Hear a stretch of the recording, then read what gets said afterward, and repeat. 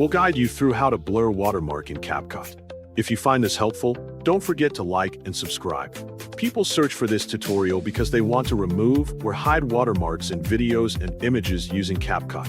Blurring a watermark helps improve visual quality and makes content look cleaner and more professional. It is also useful for repurposing media while reducing distractions that may affect audience focus and engagement. To begin this tutorial, click your CapCut on the main page. Once open, move your attention to the top left corner and click Sign In to access your account. If you want to log in using Google, click Sign In with Google to continue.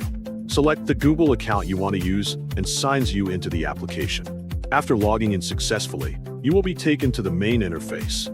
From there, look at the top section and click Create Project to begin a new editing session.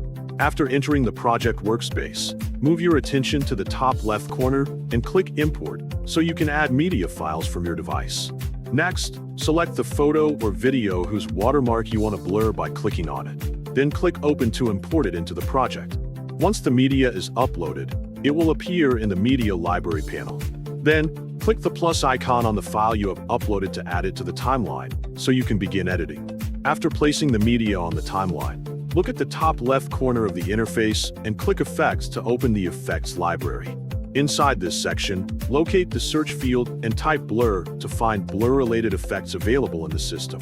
After the results appear, click and drag the blur effect you selected onto the timeline and position it over the clip. Once the blur effect is applied, move your attention to the top right corner of the interface and click Mask to open masking options. Then, click Add Mask in the top right corner to create a custom mask for the effect. After that, select the mask you need based on the shape or area you want to cover. Next, carefully position and adjust the mask to select the watermark you want to blur, ensuring it aligns correctly with the area.